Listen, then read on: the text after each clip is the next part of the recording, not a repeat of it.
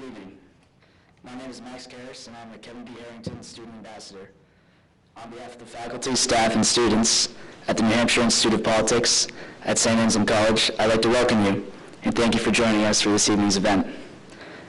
The Institute's mission is to engage, empower, and educate citizens of all ages to actively participate in the civic and political life of their communities and to strengthen democracy.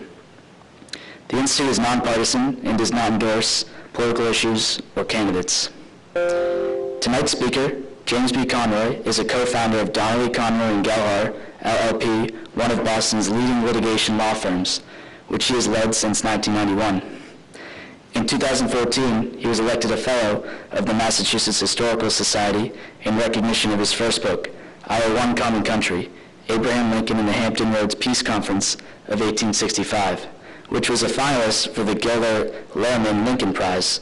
Mr. Conroy's second book, Lincoln's White House, The People's House in Wartime, won the Lincoln Prize and the Abraham Lincoln Institute's annual book award. This evening, Mr. Conroy will discuss his third book, Jefferson's White House, Monticello on the Potomac. His presentation will focus on the mansion in Jefferson's time, the people who passed through it, white, black, and Native American, the political and cultural forces that were pulling the country apart, and Jefferson's use of the president's house to pull it back together, reverse the trend toward oligarchy, and restore a sense of civility to the American body politic. Following Mr. Conroy's remarks, we'll have a brief question and answer period. Please wait until the student ambassador with the microphone reaches you before beginning your question. Ladies and gentlemen, please welcome James B. Conroy.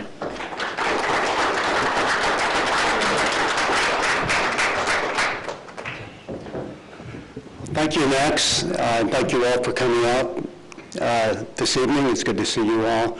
Are there any would-be lawyers in the house today? There's a maybe here. Just one maybe, a couple of maybes. Well, it's good to know that there's life after the law, in case you're wondering. I like to say that I grew up in an industrial city in Bridgeport, Connecticut, and fell in with the wrong crowd and made some poor decisions and wound up in law school. But now that I've turned back to what I really like to do, it's good training for that, actually. It helps you analyze evidence and try to tell who's lying and who's not from 250 years away. It's a little harder than if you're looking across the table, but you can do it if you work at it. So without a lot of ado, let's get started on this. Most of us, if we could kill the light, can we kill the lights a little more? Just take out, I don't have any notes. I refreshed myself in the last hour or so. Huh? Yeah. Oh, down, yeah. Thank you. We all know Thomas Jefferson. If we know anything about American history at all, we have at least this image at the Jefferson Memorial in Washington. When the Constitution was drafted and ratified, Jefferson was serving in France as a diplomat and missed the whole thing. And somebody wrote him a letter in France and told him who the delegates were to this constitutional convention. And Jefferson wrote back and said, "You have an assembly of demigods," which is, looking back on it, pretty much an accurate statement, I think.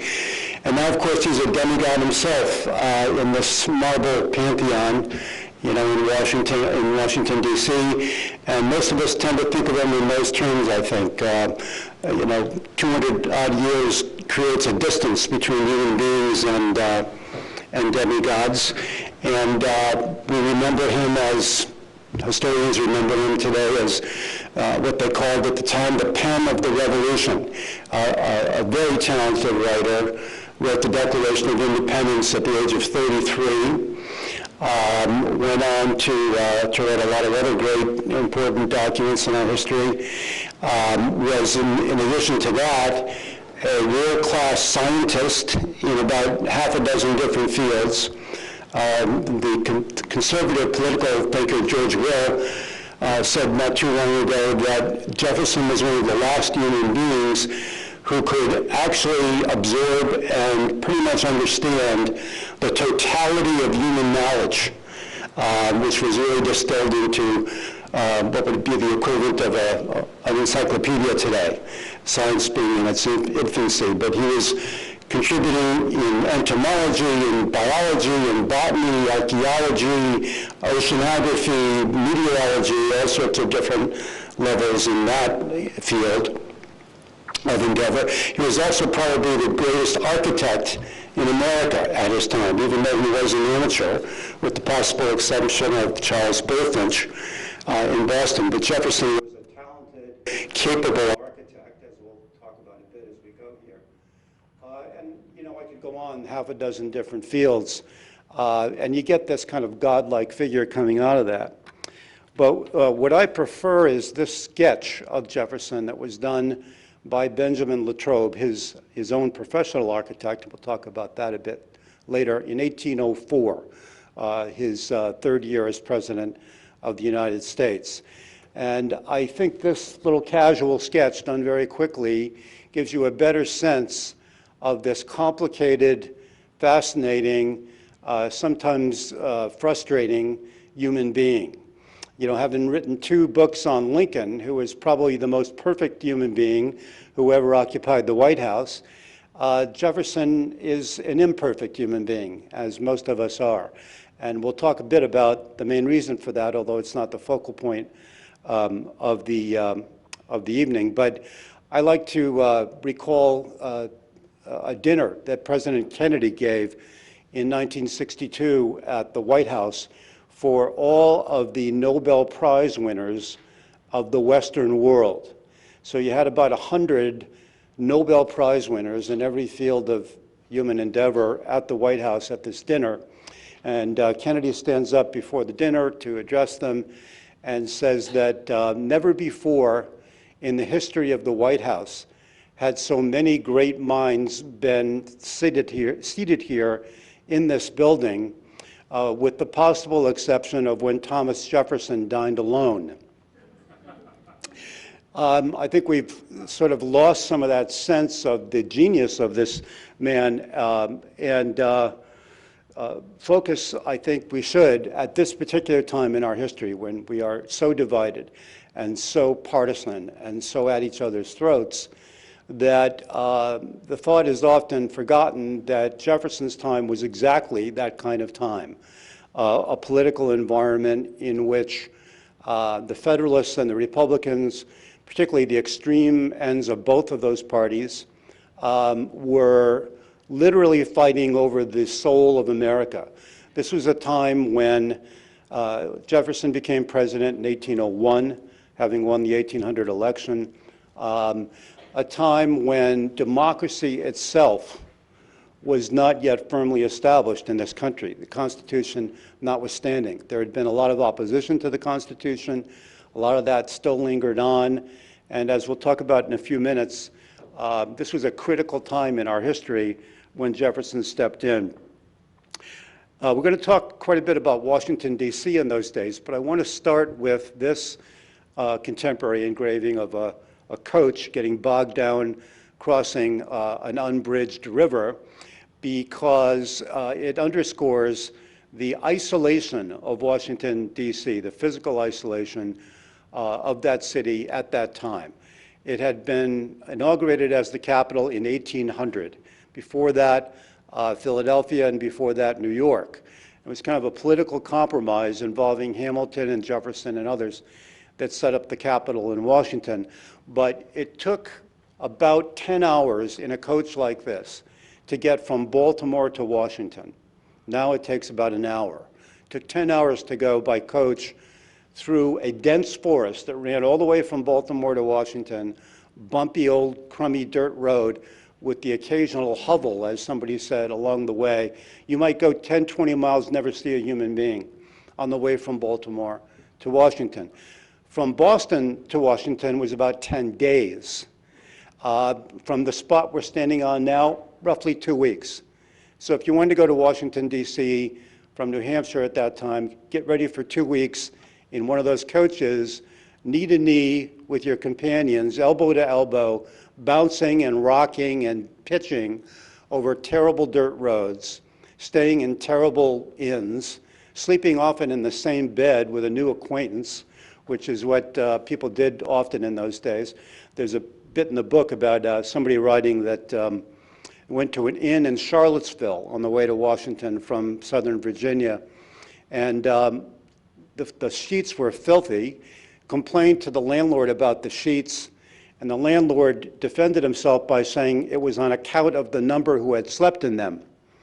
The breakfast that was served that morning consisted of a large bowl of broth with a big chunk of fatty meat in the middle of it.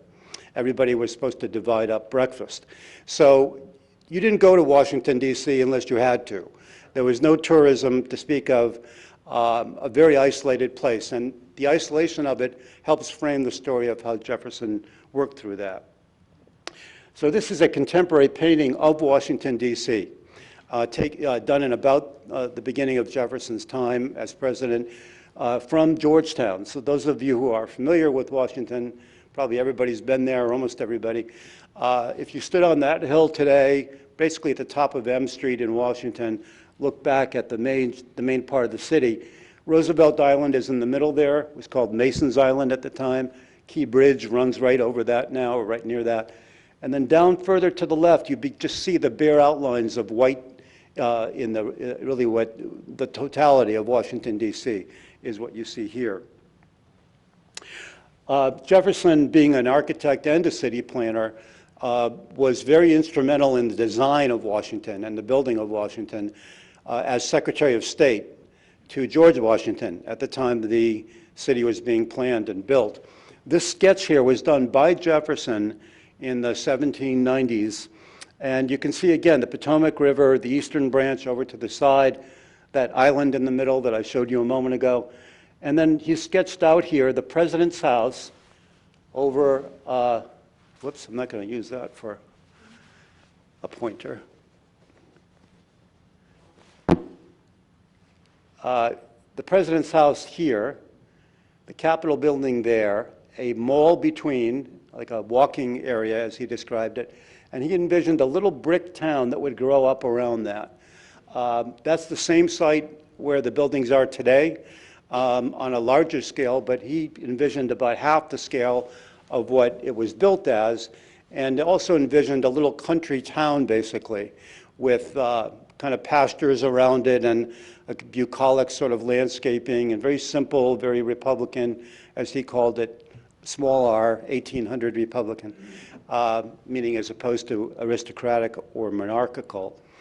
And what grew up around it, of course, turned out to be something else. This is Andrew Wyeth's conception of the building of the White House, done in about 1930s. You can see that kind of WPA style here that you find in post offices, with Washington and Jefferson looking over the construction of the building. This is an engraving, or painting I should say, that was done at that time as well of the Senate wing of the Capitol building. Okay, again, those of you who have been there may remember where the Senate wing is, and then you'll see this little open space here at the very far left of the picture. I'm about to show you why that is, but off in the distance again is the city itself of Washington, such as it is, if you want to call it a city. Really more like a small country town. And keeping in mind again where that building ends, where the Senate wing ends, this is a contemporary architectural drawing of what you would have seen on Capitol Hill if you had taken some steps back from that. So on the right-hand side, you've got the Senate wing, just like it is today, sort of plucked out of nothing, because between it and the House wing is just a wooden walkway. And the House wing is a brick temporary structure that they called the oven, partly because you can see it's shaped like an old beehive oven, and partly because of the temperature in the oven when you were there on a hot day. And they quickly found out that they had to shore it up with timbers because it was about to fall down on their heads. This, I think, is a great computer reconstruction done by some folks at the University of Maryland in Baltimore, led by Dan Bailey, who's given me permission to use it. And I show it to you for a couple of reasons. First, this is several years after Jefferson's time. This is in 1814, at the time the British burned the Capitol. and they've built the House wing. The Senate wing is still there, and you've still got this walkway in between. But the reason I'm showing it to you is the vast emptiness around Capitol Hill. This is a dense urban area now. In those days, it was what the British ambassador called 6 square miles of wild country. And he said accurately that the land between the Capitol and the White House was as wild as Kentucky, and the only difference was that the soil was no good. This is a map that's done by a very clever historic map maker recently, using original documents and other evidence of what the city looked like in Jefferson's time. And again, you've got a cluster here around Capitol Hill. I'm sorry, that's the president's house is there. You've got a kind of cluster grown up to the east of the president's house. The Capitol is here, almost nothing around the Capitol other than a construction site. And down around the Navy Yard, you've got another little cluster. But basically, otherwise, it's just open country. This was a vast malarial marsh here where clouds of mosquitoes would come out in the spring and into the summer. Malaria, yellow fever, all kinds of nice tropical diseases. And really, the Potomac River, twice as wide as it is today, with no bridges between it and Virginia. So if you came up from Virginia, you had to go all the way around up to the north and back down again. So the point I'm trying to make is to give you some sense of what that place was like, how primitive it was, undeveloped, isolated from the rest of the country, and almost a blank slate for Jefferson to write on.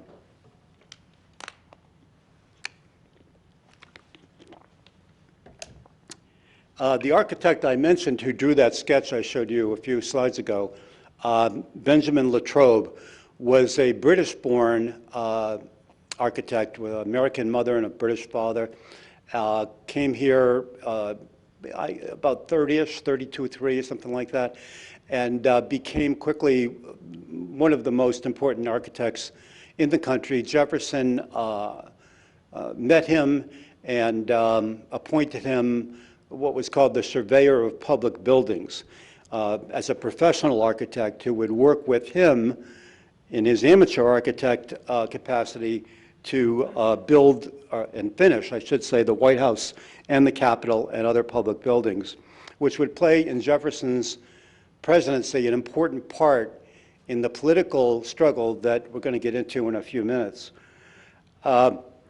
This is a contemporary architectural historian's drawing, that is modern today, of the White House as it would have looked looking at it from the west. What you see is a dug-in areaway, as it was called, basically an excavated area around the basement so that those windows could get some light. This is all underground with a kind of a moat around it. You've got this wooden bridge going up from the moat over to the front door on Pennsylvania Avenue. No portico. Okay, today we've got that beautiful portico. No portico, nothing protecting you from the weather. And here, the first thing Jefferson had built when he moved in, an ice house for his wine collection, which we'll talk about as we go too. This is a man who knew wine and food better than any American of his time. This drawing was done by Benjamin Latrobe after he became the surveyor of public buildings, and it envisioned, what he and Jefferson had put together as the finishing of the White House. So in that drawing, you've now got, instead of that wooden bridge, you've got the stone pediment, the portico that we have today, and in the back, the south portico with its pillars and its bow and such, which also didn't exist at that time. And it gives you, here's the little carriage, here's another carriage there. There's some contemporary dressed people off there on the side. So if you look at it from that direction, aspirational though it was at the time, you really get a sense this is the same building that we know today. And then just quickly before we move on from the architecture, the other major contribution that Jefferson and Latrobe made to the White House was the building of these wings off to the side, which are still there today. From the Pennsylvania Avenue side, you see just the flat roofs and nothing much more than the top of their demi-lune windows. These were to be used for stables, storage, servants' quarters, sort of the laundry, meat house, sort of the work area, the functional end of the building, as opposed to building outbuildings, which was the usual thing at that time. You'd have stables out there and smokehouse out there and, all kinds of other outbuildings. And Jefferson adopted this idea from an Italian architect, Palladio, 16th century architect that he kind of idolized, come up with this idea of this long sort of service wing, if you will, on both sides, built into the side of the slope, which comes from Pennsylvania Avenue and slopes back to the back of the White House. Once you stood in the back of the White House, you could see these things open up. They're pillared all the way along, and each one of those pillars has a bay behind it that's assigned to one of those specific sort of functional chores. All of that's still there today. It's much modified, but it's a kind of a lasting legacy of Jefferson and Latrobe. This is a modern painting of Jefferson's office in the President's house, where he did most, if not all, of his work as president. A truly magnificent room. It's now part of the state dining room at the White House. At the time, he made it his office. He called it his cabinet, which was what somebody of his level's office was often called in those days, the cabinet. And you can see it's full of scientific instruments, his great avocation. There's maps and many books and the rest. There's also his mockingbird, Jack, who he described mockingbirds as a, how did he put it, a superior being in the form of a bird. Collected them as one passed away, he'd get another one, and trained them to kind of hop around behind him, sing, and all these beautiful songs, jump up on his finger and entertain his guests, and leave him free to fly around the room as best he could. This is sort of an interesting sidelight, I think. It's a picture that Jefferson kept in his office throughout his presidency and before and after. His wife passed away at the age of 34 following childbirth. And I often get a groan from the audience when I say this, but it's a fact that she made him promise on her deathbed never to remarry. So he's 37 years old and has made a promise to the love of his life on his deathbed never to remarry, which he did not do. He never did remarry. So he was one of the widower, but you could say bachelor presidents that have been very rare in our history. He did keep this picture of Maria Causeway, who he became very close to in Paris while he worked there. How close, we don't know, but he wrote a lot of letters to her, one of which is a famous dialogue between the heart and the head. And since Maria Causeway was married to a portrait painter, you don't have to read that letter too carefully to see the nuances that he's getting into on the fight between the heart and the head. We don't know if the heart or the head won, but he kept that picture the rest of his life. So the ugly side of what we need to deal with, this slave pen, as it was called, was at the foot of Capitol Hill in those days. Right about where the mall ends now and the museums are, you had this buying and selling and storing of men, women, and children, often paraded through the streets in chains, as you see in this picture. And it's very difficult for us in 2020 to look back 220 years ago and put ourselves in the mindset of people who lived and went about their lives then. But I will say to you that despite more than fair criticism of Jefferson as a slaveholder and essentially all inherited at the plantations he inherited from his father and his father-in-law, but enlightened people were well aware at that time and place that slavery was a hideous blot on American society, an abomination, and a moral and political depravity. And the reason we know that Americans at that time knew those things is that Jefferson wrote those words, all of those words, in private letters to friends. In the only book he ever wrote, the only public pronouncement he made on major issues at the time, he devoted a chapter of the book, which was called Notes on the State of Virginia, to slavery. And he says in that chapter, "I tremble for my country when I reflect that God is just, and that his justice cannot sleep forever. That eventually, if there was no abolition of slavery, there would inevitably be a violent explosion between blacks and whites in this country." And he goes on to say in the book, "The Almighty has no attribute that can take sides with us in such a conflict." So I'm going to pass on from the issue because it's not the focal point, but I do think it's important to understand that Jefferson had that view, and that as a young lawyer in the courts and in the state legislature in Virginia, the House of Burgesses, he worked hard to try to chip away at slavery, to make slave marriages legal, to abolish the law that said you couldn't free your slaves without the governor's permission, to educate slaves, all kinds of incremental proposals that he made, all of which failed. So by the age of roughly 37, 38, it's clear that he had kind of given up.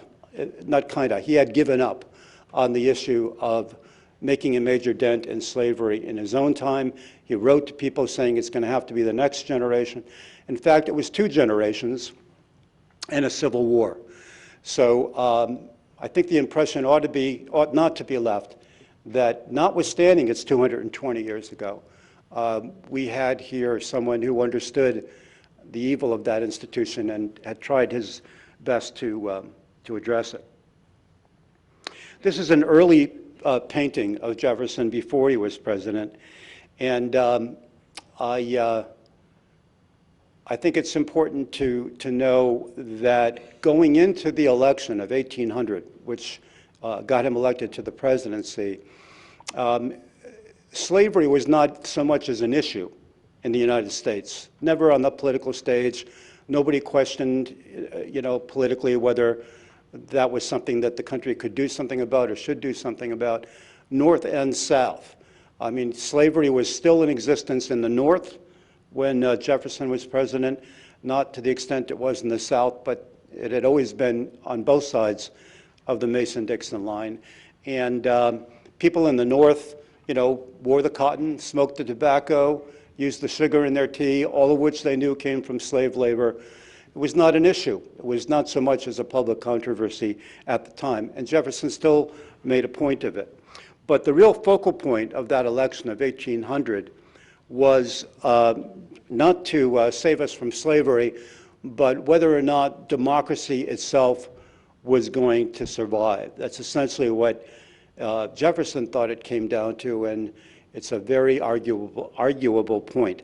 This is a political cartoon from that election, anti-Jefferson cartoon, and what it shows is the American eagle snatching the Constitution away from Jefferson's hand before he can throw it in the devil's fire. You see the devil lurking behind the fire there in the lower right corner. And in that fire are all of the incendiary documents that are being burned, including Tom Paine's works, all the basic human rights pamphlets and books and such that were being written by Tom Paine and others, by feminists at the time, which there were feminists at the time, particularly in France. Their works are thrown in that fire, and Jefferson is about to throw the Constitution in the fire until it gets snatched out of his hands by the American eagle, with God up in the corner, blessing the rescue of the country from Thomas Jefferson. So not the demigod in the marble temple, not the hero of everybody in the country, but looked on as a radical, pro-democracy, little guy-oriented, meaning the common man, the common woman, sort of politician, being pilloried by the wealthy classes, the merchant classes, the bankers, the wealthy not industrialists yet, but wealthy merchants and bankers and such, who held those elite positions of power and saw Jefferson this way and portrayed him this way. John Marshall, the great Supreme Court justice, the first great Supreme Court justice, was a cousin of Jefferson's in Virginia, a moderate Federalist, and we'll get in a minute into moderates and radicals on the Federalist side. And Marshall he swore Jefferson in on the day of his inauguration as Chief Justice. By the way, Adams appointed him Chief Justice about a week before he left office, having been defeated by Jefferson. And he was confirmed by the Federalist Senate, which was on its way out. So that phenomenon is not new either. Political parties getting their guy in before the other party can do anything about it. Happily, it was John Marshall and not some other characters that we might name. But Marshall was in this kind of moderate wing and wrote to a fellow Federalist when Jefferson was inaugurated, saying that he sees the Republicans, as they were called, the Democratic Republicans, as absolute terrorists on one side and simply challengers to the integrity of the principles of the country on the other side, and was generous enough to put Jefferson in the second group rather than in the terrorist group. When they got old together, not together, but aged at the same rate, they were about the same age, he looks back and he refers to Jefferson as the great Lama of the mountain, which I think is reflecting a little softer, a little more actually affectionate view of him. But just to summarize briefly the political positions that Jefferson held versus what we'll talk about in the next slide of what the Federalists held. I'm sure most of you have studied this before, but in essence, the Democratic Republicans, as they were called, more briefly the Republicans, believed in a very loose, weak federal government with great deference to the state governments, that power should be diffused and not centralized in Washington or in any other capital. They were very much in favor of the widest spread democracy that there could be. At the time, there were only 3 states where all white men were permitted to vote. 3 states. No women were permitted to vote, and only in Massachusetts were any black people permitted to vote. So this is a very limited democracy. Senators were chosen by state legislators, not by the people.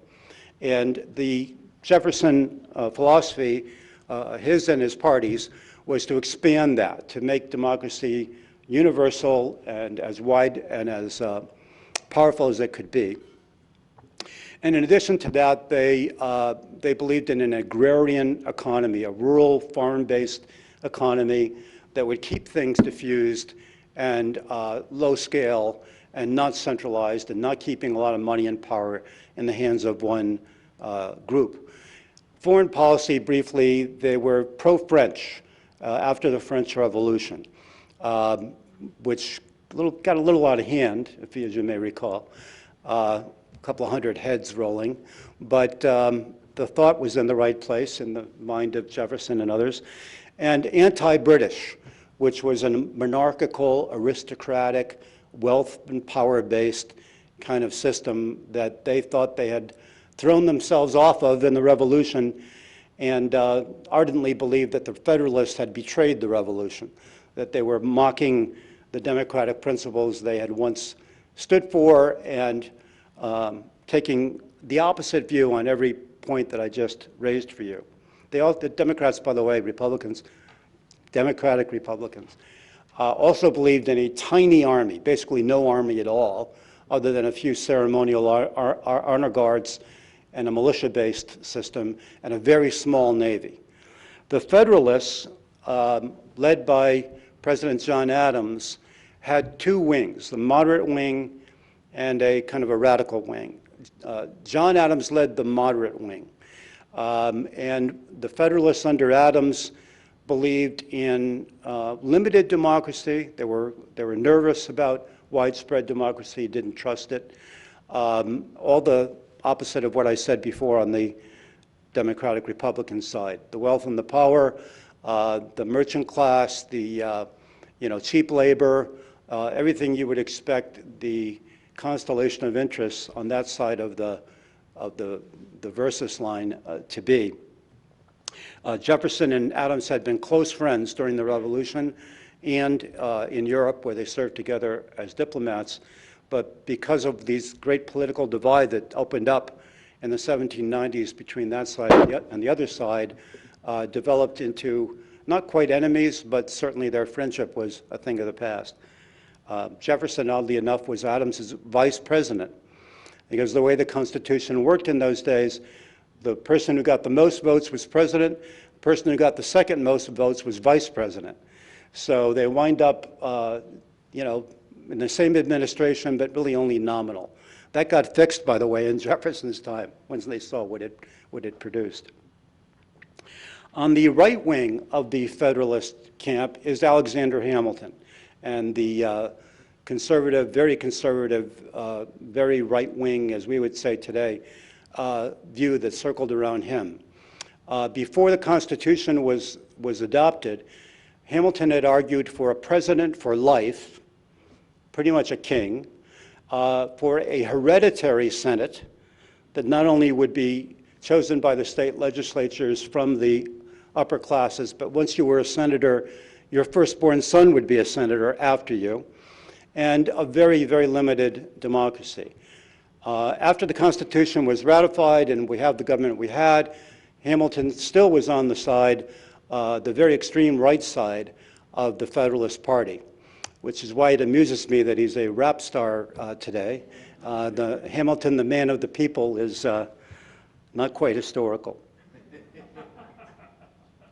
And to give you a sense of the kind of people who clustered around Hamilton, Timothy Pickering was a senator from Salem, Massachusetts. You can see from that face, not somebody you'd want to sit down and have a beer with. And Pickering despised Jefferson to the point of near madness. I mean, when you read some of the things he said, that Jefferson was the worst leader that any free people ever had to put up with, that he was destroying the country, destroying everything that the revolution had been fought for, meaning eroding the power of the elite part of the country. And at one time, the word got out accurately that Jefferson had an abscessed tooth and was suffering for days with this abscessed tooth. And Pickering wrote a friend that, that Jefferson should do what Judas did and go out and find a rope and hang himself from the nearest tree. So this is the kind of bitterness and hostility that we had in this country in those days. And if they had had Facebook and Twitter, I can assure you we'd be right where we are now. Okay, so this is a contemporary watercolor of the White House in Jefferson's time. And I'm showing it to you because a couple of things. One, once he comes into office in 1801, he is the first president who's really lived in the White House. Adams lived there for just a couple of months, moved in just about the day he lost the election, and moved out a couple of months after that and never really did anything with the place, which was only half built, anyway. But Jefferson inherited this mansion, which didn't really add up too well with his philosophy of government, this low scale, little brick buildings, decentralized. This was by far the biggest house in America, by far the most expensive house in America, 35 rooms, and not something he would have preferred. In fact, tried not to have built, but lost the battle since he was Secretary of State and Washington was president, so it got built. But I pointed out to you also, to get a sense of, again, how empty that area is all around it. You've got essentially a wilderness down there, a wide spot in the road where they're isolated, 2 weeks from New Hampshire and 10 hours from Baltimore, where nobody's going to go. And he's got this kind of blank slate now to try to write on.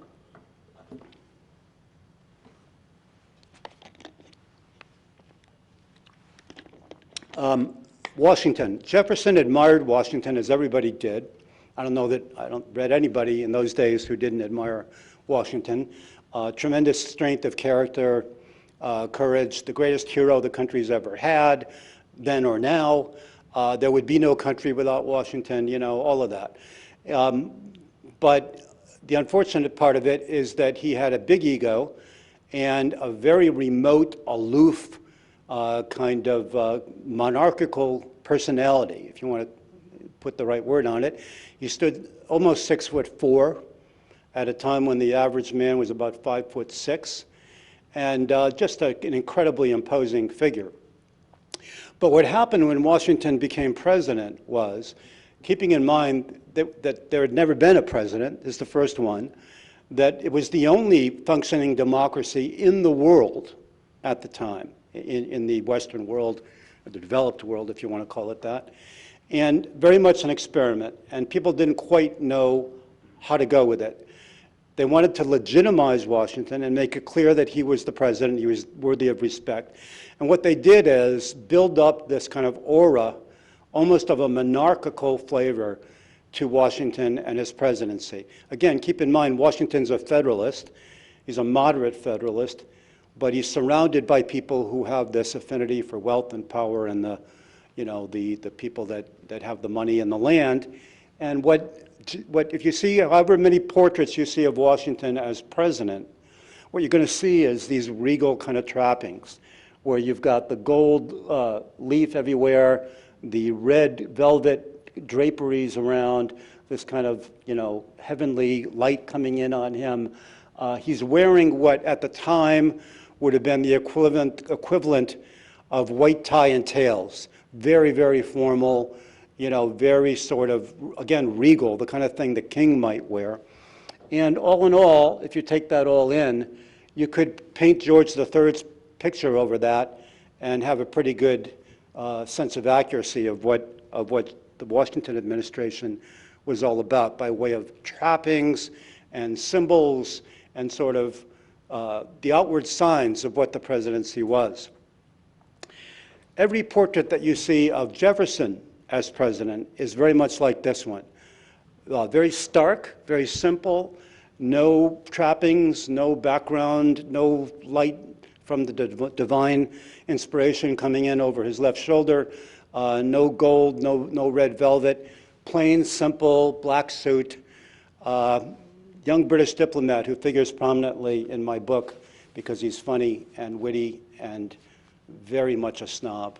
But you get this kind of foreign view, of somebody coming in from the outside, from London of all places, and dropped in the middle of what he refers to in a letter home as a sepulcher, the city of Washington, D.C.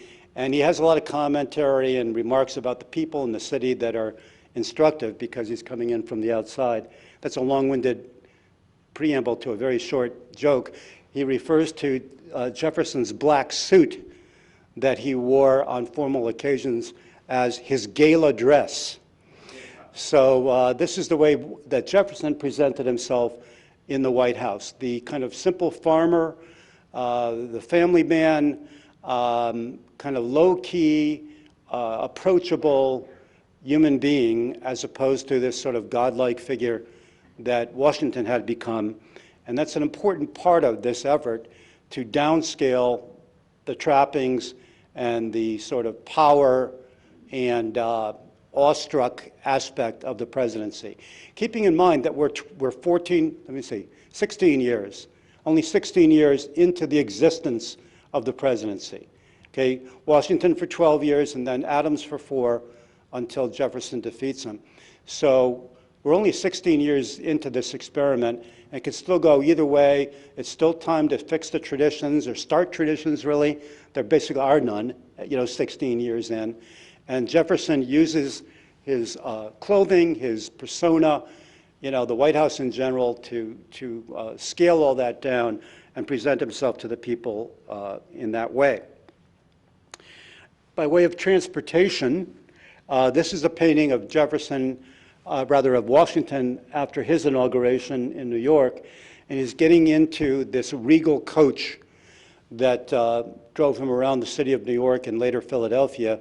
And it had like 6 white horses and again, gold trappings and, a liveried servant driving it, 2 more liveried servants standing, on the rim on the back of the coach like you see in the old movies, and 4 or 5 very well fitted out liveried staff or servants riding their horses around him as he came down Broadway and later, Market Street in Philadelphia. So it's like the king is coming. Jefferson never set foot in a coach from the whole time he was president. He refused to do it. He either rode his horse or he walked, and he did it alone. He would, every day for exercise, because he loved riding and seeing the countryside and such, he would ride out of the White House on his horse alone, no servant, no guard, no nothing, and go out into the countryside for an hour or two. The countryside being, in his backyard, if you remember those pictures. He didn't have to go far to get to the countryside. Or he would dismount and kind of walk around a little community or a village, talk to the people. They didn't know who he was, not like today where everybody has a picture of the president in their mind. And I think of it as kind of a fairy tale king walking in disguise, through the village and getting a sense of what these people really live like, what they think. He would talk to them, what do you think of this, what do you think of that, and just expose himself, if you will, to the country as one of them rather than as this royal figure riding around in the coach. This is a contemporary painting of one of the levees, as they were called, that the Washingtons held every week when George Washington was president. A levee was sort of a grand formal reception. Comes from a term used by the English king, once again, who would have a levee once a week or two for the wealthy, for the upper classes, for the people who dressed like that, who would come and sort of stand around him and bow and, show deference to him. Washington and Mrs. Washington, who was referred to, by the way, as Lady Washington, gave those kinds of levees about once a week. And you see these kind of well-dressed, sort of rich, well-heeled people, all sort of clustering around Lady Washington at the time, who's standing on a raised platform to emphasize her elevation from ordinary folks. And that was essentially the only exposure that the American people had to the president and Lady Washington when he was in office. You couldn't just walk in there. You couldn't really get an appointment with the president. It was a confined access to rich and wealthy folks. And that's exactly how Hamilton advised Washington to do it. There's a letter in the book from Hamilton to Washington that lays out for him how he should conduct himself, how he should behave, which is basically a monarchical sort of approach, which Jefferson abolished on day one. Let it be known immediately there would be no more levees. There's a story in the book how he comes back from his afternoon ride one day on a Wednesday at 3, which was levee time and day back in the Washington and Adams administrations. And he walks into the White House muddy and spurred and with his whip in his hand, and here they are, all arranged for him, knowing that he would not have levees, but sort of trying to preempt that and just making it happen, just showing up. We're the elite, and we're going to have our levee. So Jefferson recognizes immediately what they're doing, and he just passes from one to the other, bowing, shaking their hands, chatting. How nice of you that you all came together by chance. And that was the last time they tried the levee. What he used instead, as a tool to kind of undo this royal style, if you will, was his dining room. And I'll talk a little bit about that. This is the dining room at Monticello. The British, having burned the White House inside and out in 1814, there's really nothing left of what was there when he was president. But it would have been much like this, because this is the way he designed it there, and this is the way he had it in the White House, based on all the letters and diaries and such that we have, which we have a lot of. What I'll point out in particular is the dumbwaiters, as they're called. There's these dumbwaiters here. And what would happen in the older system was that you would sit down at dinner, very formal. You were assigned, the gentlemen were assigned which lady they would escort in which order, and where they would sit, and who would eat first and who would eat last. Everything but digestion was pretty well laid out in the rules of etiquette. Jefferson had none of that. The system he put in place, he called pell-mell, which was whoever gets there first gets to sit where they want. They bring in who they want. They sit with who they want. And whoever's got the quickest step gets the best seat. But in addition to that, he set up this system where instead of having this kind of Downton Abbey thing, where you've got the maitre d' standing there in livery at attention throughout the dinner, and you've got 5 or 6 footmen standing behind the chairs in livery, waiting to pour your water and your wine and serve your food and all that. Gone. All of those, the servants brought in the food in these rolling dumbwaiters, which he had found in France, in Paris. And they're called dumbwaiters, by the way, because they are dumb waiters. If you think about it, they can't talk. And the problem he had was that apart from the regal flavor of these servants, the servants would all go out and elbow the next guy they saw on the street and say, guess what Senator Jones said to Senator Smith last night, And you couldn't be safe in your conversation because these waiters who could talk would be out there repeating it all. So in would come the dumb waiters, set aside a few strategic places on the table. This, by the way, is a small table. Jefferson typically had 14 people at dinner around a big round table. And the reason it was round is, again, there'd be no rank, no head of the table, no who's sitting up at the top, who's sitting at the end. Everybody's sitting around, same status. And it also helps, I'm sure most, if not all of you, have sat at long tables in restaurants where you don't know what they're saying 3 people down, right? Whereas if you're sitting in a round table, everybody's talking, looking at each other, and sharing the same conversation. But after the rolling dumbwaiters were brought in, the waiters would leave, and then there's nobody there to overhear what they're saying. So everything's relaxed and free and unobtrusive. This is kind of a cute invention that Jefferson, one of his inventions of many, he had these rotating shelves built into the wall, on the other side of which was the chef's pantry. So when that rotating shelf is rotated into the pantry, the food all gets put on the shelves, hot food, and then a button gets pushed and the shelves rotate into the dining room. So now he, as the host, just goes and gets the food and brings it out, distributes it, gets distributed from the dumbwaiters, and then the dirty dishes go back in the shelves, and another button gets pushed and the dirty dishes are gone.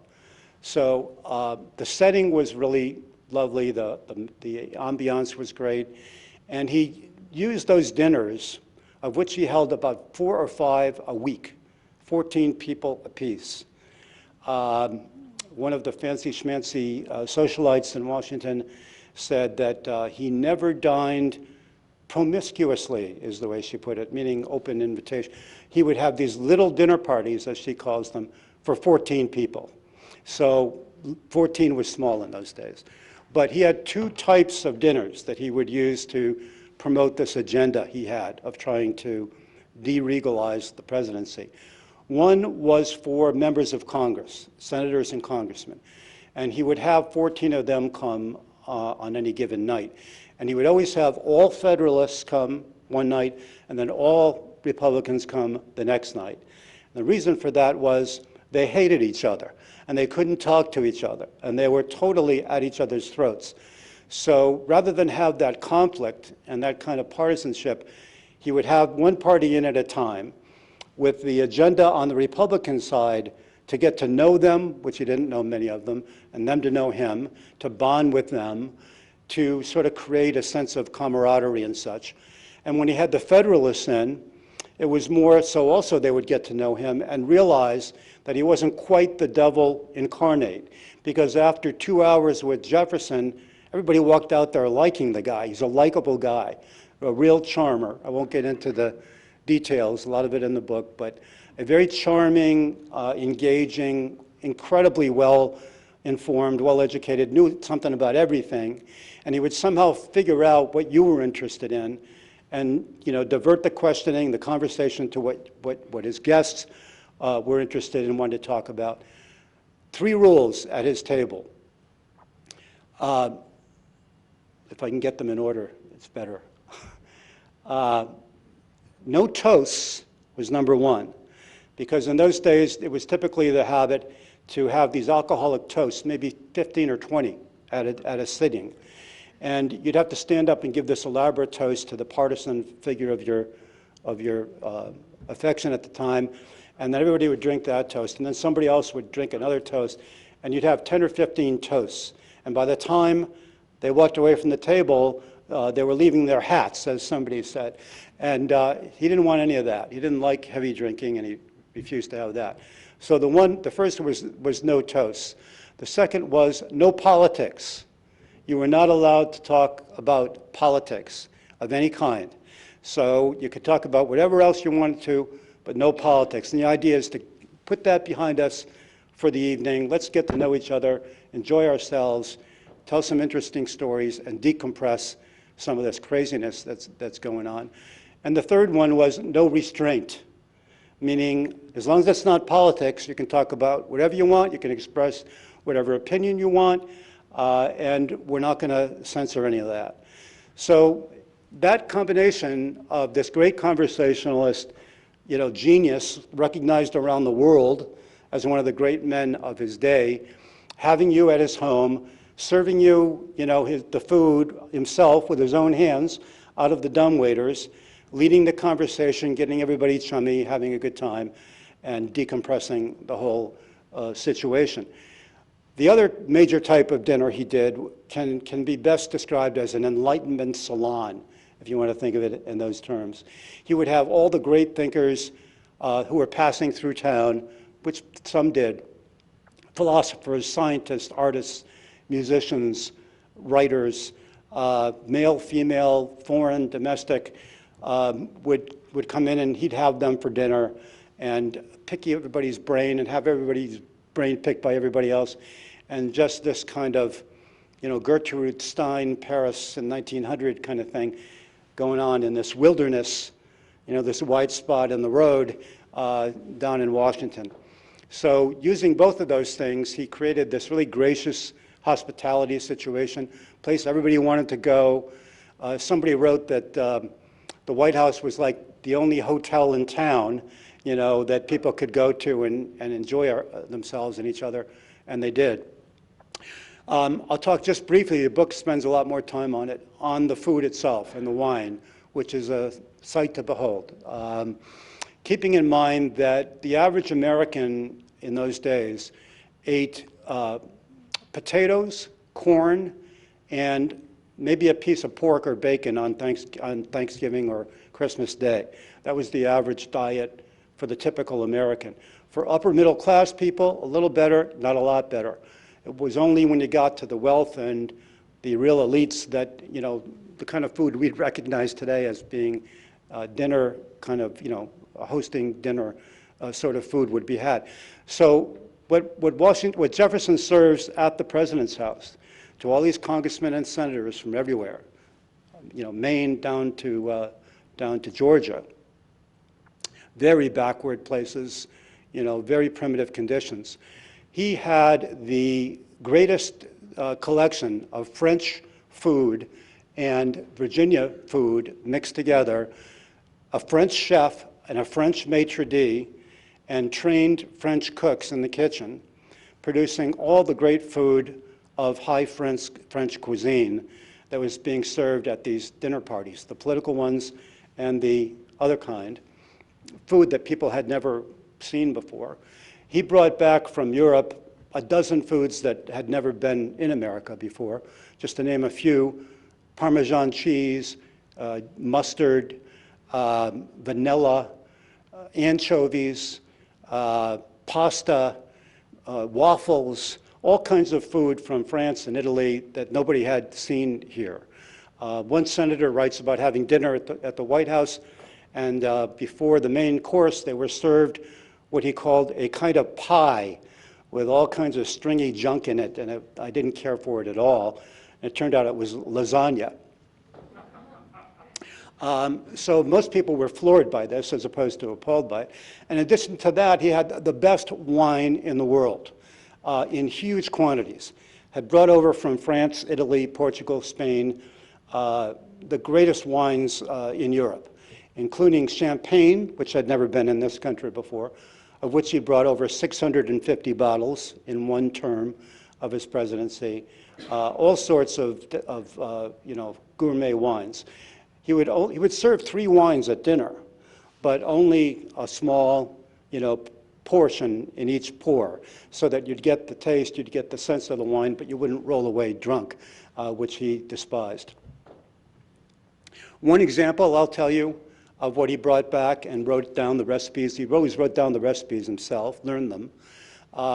This is a guy with this kind of mind, and he's writing down recipes. But one of them was potatoes, thin sliced, fried, salted, and served with sauces, which somebody on the internet has immortalized. I couldn't resist that. But so the bottom line, I want to leave you with this image of how he helped to civilize and restrain and get people back in the mode of we're all Americans here. Were these dinners. That was sort of the focal point of what he did in the White House with all those tools. Great food, great wine, great staff, beautiful dining room, everything. And if you're used to hunting and eating possum, this was a pretty impressive thing. I'm going to talk a little bit about some of the people around him who helped him do all this. James Madison was his Secretary of State, the author of the Bill of Rights, the father of the Constitution, as he was called even in his own time.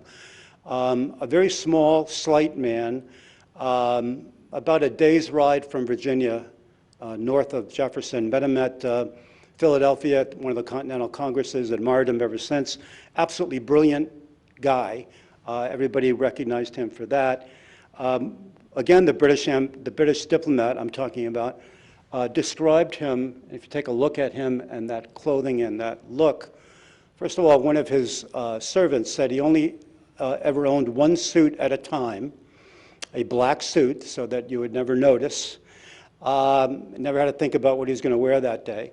And this British diplomat writes home about James Madison, saying he looks like a country schoolmaster in mourning for one of his pupils, who he had just whipped to death.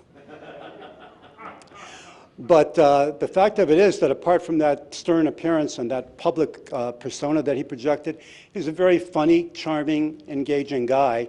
And a young protege of his who wrote about it 30 years later said that when the ladies left the room, Mr. Madison would tell stories of a kind that are now, with the improvement of good manners, no longer told in polite society. So the point is not to think of these people as marble figures and godlike characters, but as human beings who get less so as they get farther from us in time. Dolly Madison, Mrs. Madison, was the toast of the town. At the Madison's house on F Street, which was the only block in town that had some nice brick townhouses, she was the hostess there. She was often Jefferson's hostess at his dinners because of not having a wife, and only when his daughters were in town, which was rare, their adult daughters, would he have a hostess. And you could not have a woman at your table without a hostess. Didn't matter how high up it was, or what a wonderful room it was in, or whatever, or that there were other women there. A woman had to be escorted by a man, and there had to be a woman hostess. So Dolly filled that role. She was also said to be her husband's most astute political advisor, and that was something that wasn't said in public either in those days, but it was in fact, she was thought to be to some degree the brains behind the political end of things. Tom Paine was one of those guests that Jefferson would have when he passed through town. You know, the rights of man and common sense and all that, those things that Tom Paine wrote during the Revolution.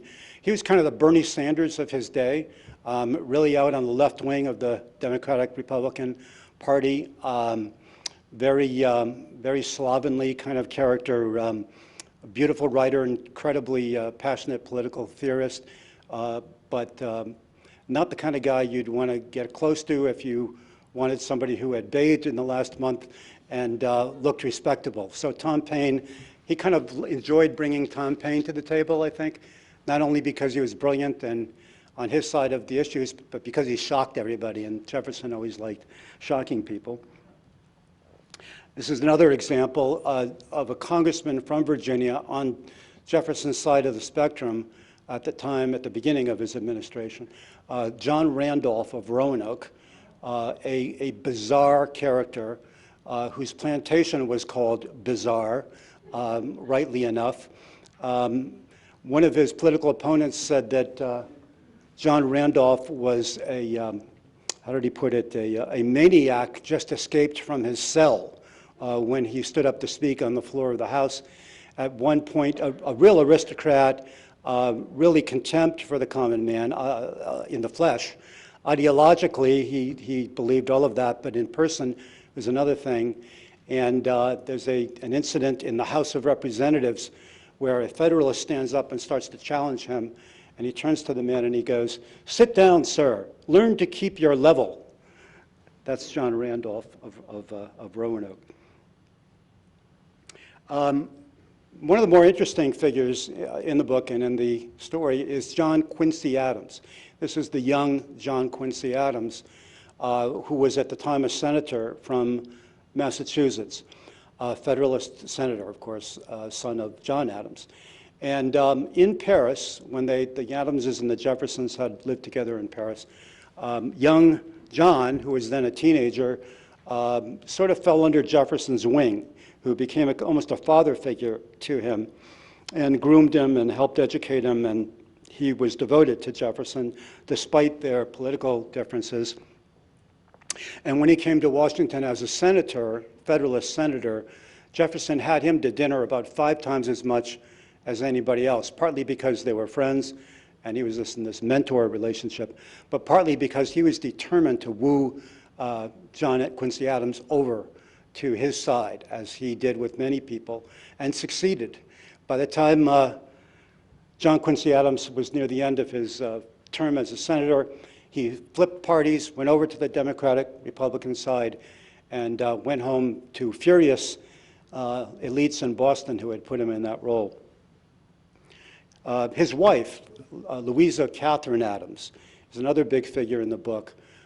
Very, very intelligent, terrific writer, also British-born in 1776 of all years.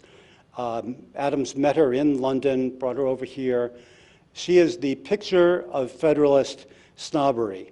And I have her in the book quite a bit because her takes on people on the opposite side are really amusing, but could not be more knife-like in their hostility. She talks at one point about the buffoonery of the modern democracy, to give you some sense of what it meant to be on the right wing versus the left wing in those days. Did you believe in democracy or did you not? So in addition now, to the political side, turning to the Enlightenment salon side, one of the figures that he had at his table for a week or more passing through town is the Baron Frederick, and there's like 3 names before the end, von Humboldt, Friedrich something something von Humboldt, who was a Prussian nobleman and no doubt the greatest scientist of his day. Some of you may have heard of the Humboldt Current. In South America, it's the big current down there, and had pioneered in all kinds of fields of science at the time. He wrote in the year 1800 that he believed that human activity was changing the climate in 1800, before the Industrial Revolution. So here's one of the figures that Jefferson brought to that table.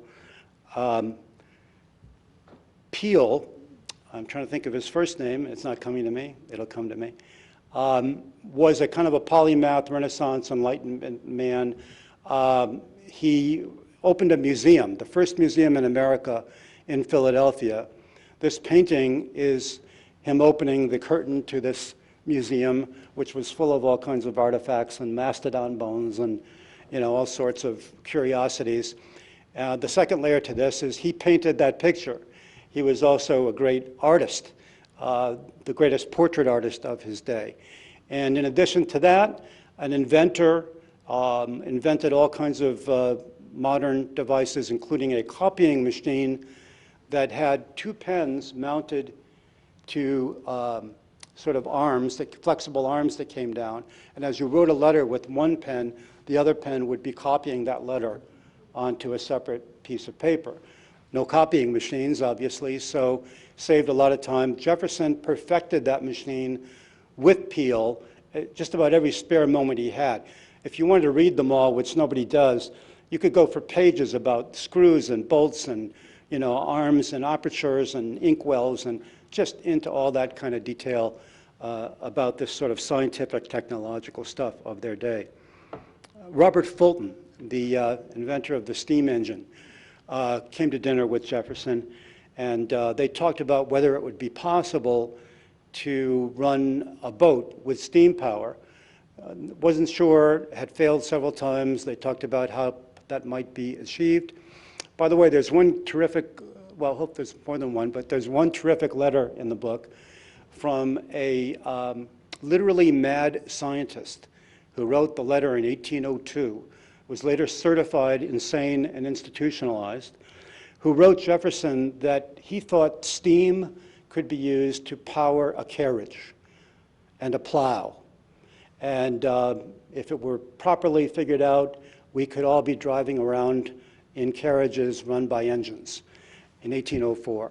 Jefferson writes back, which he rarely did when he got a letter from somebody who, he didn't have time to deal with, but he wrote a long letter back to him saying he thought this was a terrific idea. He didn't know why it couldn't be done. It's not contrary to any of the laws of nature, he writes. And if I only had the time, I'd come down there and work on this with you. So. This is one of the more colorful characters in the book. Her name is Elizabeth Patterson Bonaparte, which is the hint of what comes next. She was a a Baltimore merchant's daughter who married the brother of Napoleon Bonaparte, who came to this country on a tour and met her and married her. Jerome Bonaparte was his name. Jerome Bonaparte was a very disreputable, unlikable, kind of lost to humanity, but Elizabeth was something else again. She was kind of the Kim Kardashian of her day, a huge celebrity in New York, Washington, and Baltimore.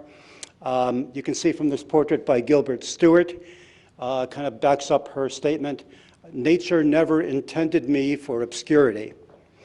In addition to being a writer and informed on science and politics and everything else of the day, read up on all the feminist writers of the day and was considered one herself. She followed the latest French fashion religiously, and what came into vogue in the middle or so of Jefferson's administration were these very thin, almost transparent, kind of gossamer Greek dresses, as they were called. Some of you may have seen Jacques-Louis David paintings and all of women in these very light, indeed, clothing, which at the time was unthinkable. She comes to the White House dressed like that, and one of the Federalist matrons in the crowd writes home that it was a mere suspicion of a dress. She got her nickname around town after she showed up in the dress was Madam Eve, and she caused quite the stir. But Jefferson actually broke his rule about pell-mell and had Elizabeth Bonaparte sit next to him at dinner. I don't know why. The next level that Jefferson used the White House for was to promote the West, which was a brand new, phenomenon in America. We all know about the Louisiana Purchase. It may have been a while since you saw a map of the Louisiana Purchase. That gives you a sense of how incredible an acquisition this was. First of all, it just about doubled the size of the country, because the rest of the country is all on the east, and you see this huge swath of land opening up to the west from the Mississippi River over to the Rocky Mountains, bought from Napoleon for pennies on the acre. And in addition to acquiring all this huge land for further expansion, it also took the possibility of Napoleon's army being landed in New Orleans and coming across that border into the United States, which was a huge threat at the time to a small country that really had no standing army. So it was just a masterstroke, an incredibly important feat. The young man, 27 I think he was at the time, who led that expedition, Meriwether Lewis, was Jefferson's secretary in the White House when he took office. A young Virginian, he was a close neighbor of Jefferson's, as they thought of it in those days, which meant he was about a half a day's ride away from Monticello. And Jefferson knew he was this kind of rugged outdoors guy, hunter, and had spent 3 years in the Army fighting under Mad Anthony Wayne against Indians in the West. So Jefferson picks him as his secretary. Lewis writes a letter, just thrilled and delighted, but you can't understand why he'd want me to be secretary to the President of the United States, not seeing ahead to the mission that Jefferson had in mind for him. And when Lewis and Clark went out to the West, they were gone, by the way, for 2.5 years. And after they got to St. Louis, completely off the map. You talk about off the grid, there was no map. Nobody knew what was out there. There was intelligent speculation that there might be mastodons grazing on the prairies out there. Nobody had an idea. It was like the moon. So you disappear, and nobody knows if you're alive or dead as you walk or ride a horse to California and back for 2.5 years. One of the things Jefferson wanted to achieve from that was to make contact with these Western Indians who really had not been in contact with any white people once you got past roughly the middle of that area of the Purchase. And he designed this medal to be given to important Indians. On one side is his picture and a motto around the rim of it. On the other side is an Indian hand shaking an American officer's hand with a tomahawk and a peace pipe laid over it. When a Federalist senator was told that Jefferson had designed this medal, he said, I just wish to God that his genius was always devoted to such unimportant things, and that his French politics were as good as his French wine. But the product of that was a succession of roughly 10 or 15 chiefs would come back in groups, sent back by Lewis and Clark with an escort so they could find their way. This is a contemporary chalk drawing of one of those chiefs. This is not a random Indian. This is the portrait of one of those Osage chiefs who actually sat at Jefferson's table. He would have them for dinner as he did the others, show them both in an effort to impress them with what they could learn from the West and from, or rather the East, and from the good things that would come from being absorbed into that civilization, and also to intimidate them with the power and military might of the United States. Never overtly, never a threat, but if you see it, you know it when you see it. There's a story in the book about them bringing a chief out to the Navy Yard and bringing him up to a loaded cannon and telling him to pull the lanyard on the cannon, not telling him what would happen when he did. So he walks up, he pulls the lanyard, the cannon bucks and roars and fires and gun smoke and everything. So the Indian didn't flinch an inch because they knew exactly what they were trying to do, and they weren't going to give him that satisfaction. But it did open up the West, and it did create contacts that would be built upon, not always obviously to our credit, in fact, usually not, but at the time it was considered an exciting kind of new world that had just opened up. And to help promote that, and again use the White House as a kind of a political tool, Jefferson converted the entryway to the White House to this museum, which was filled with artifacts brought back by Lewis and Clark, painted buffalo hides and headdresses and beaded clothing and all kinds of horns of Western animals that had not been seen in the East. And this was the first and only museum in the city of Washington throughout Jefferson's time. The second to last slide I have is of the White House after the British were done with it in 1814. And it was burned right down to the sandstone walls. Everything was destroyed, including all the beautiful work that Latrobe and Jefferson had done and all the furnishings they'd brought in, which was considered the greatest collection of modern French furniture in America, meaning Louis XVI, you know, gold, velvet, silk, carved, beautiful, classic French Louis XVI furniture. All that's burned out.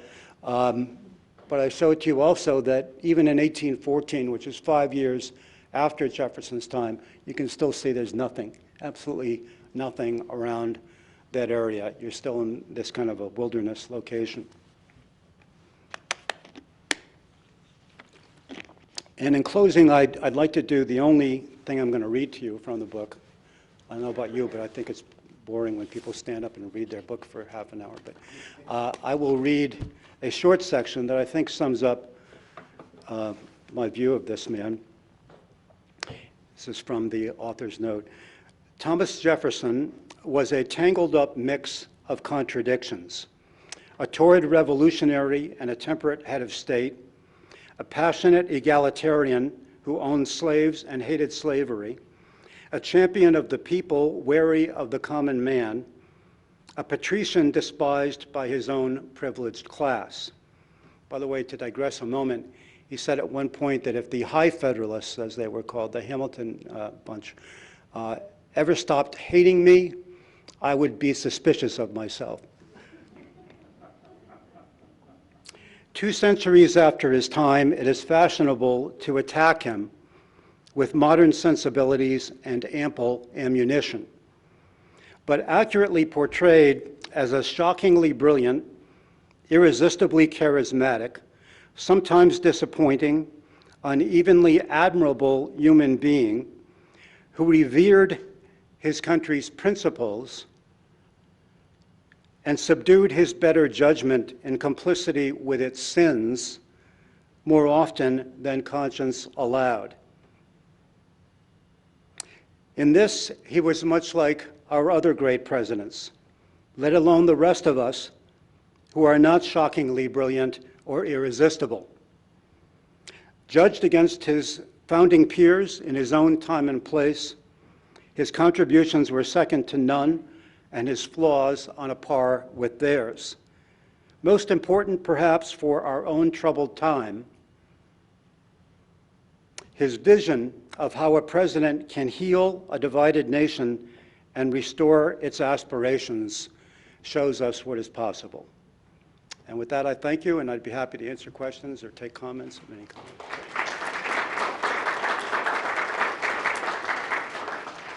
Ran a lot longer than I thought, but sorry about that. Anything? Yes, sir. Hi. Thank you for speaking. You said that all enlightened minds at this time knew that slavery was evil. Then why did it take the United States until the 1860s to abolish it, whereas in other countries like France and England abolished it sooner? Well, if I don't know that I said those words exactly. What I meant to say, and I think I did say, is that enlightened people, enlightened Americans, knew that slavery was evil. First of all. Secondly, the way Jefferson put it was, well, first of all, the British didn't abolish slavery in the in their colonies until I think the 1840s or 30s, and the French were after that, and the Spanish were after that. So in Jefferson's time, he was president 1801 to 1809, slavery was normal everywhere in the world. Africa, Asia, Europe, South America, everywhere. So like many evils that we all know and understand, you know, I always think and say, 100 years from now, God knows 200 years from now, who knows what people will be looking back and saying, how could they have done this? How could they eat animals? Can you imagine they killed and ate animals? Can you imagine that they were destroying the globe? They let it melt down, and they knew they were doing it, and they kept doing it. So 200 years after a society's failings is a hard way to look at it, a difficult way to look at it. But the way Jefferson summed it up was that after he gave up on many lawsuits and many pieces of legislation trying to chip away at slavery, that his generation, as he put it, had a wolf by the ear, which is sort of typical of his writing ability, meaning that they could neither let go safely and let all of these, I don't know, I think it was about 1 million slaves free, and have them turn on their masters, which they no doubt would do, and also not be trained or schooled or educated or accustomed to working in the normal world. So on the one hand, there's that, and on the other hand, they couldn't let go and they couldn't hold on, as he put it, because they knew it was wrong, they knew it couldn't last, they knew that the economy was based on an abomination. So they were in a very difficult place. And it really did take, not only took one generation, it took 2 generations after Jefferson's time and a civil war to wipe out that evil. Anything else? I'm running you over time. My brother-in-law would like to speak. Could you elaborate a little bit more on why Washington was chosen as the capital rather than New York, Philadelphia? Sure. Well, New York was the first capital, and it was not even the most important city at the time, but it was an important city. And then it moved to Philadelphia, which was the most important city. It was the biggest, most important city in the country. And then a political deal was made. They called it the dinner table deal at Jefferson's house, actually. He had dinner with Hamilton and Madison, and I think John Jay was there also. And the deal was Madison wanted the debts of the states incurred in the Revolution to be absorbed by the federal government and then paid off by the federal government. And he wanted that not because he was a generous guy, but because he wanted that economic wealth concentrated under the control of the central government and a federal bank. The Republicans were violently opposed to that, but the deal was, okay, we'll go for that, but you move the capital from Philadelphia down to our part of the world, on the edge of Virginia and Maryland, and that's the deal. That's the deal that was made. Sir? Oh, I thought you were making a comment. Oh. Anything else? Well, thank you very much. I appreciate it. This is just a gift on behalf of the Thank you. Appreciate faculty, it. staff, and students here. Very Thank you for nice. coming. Thank you. You could always use a beach bag.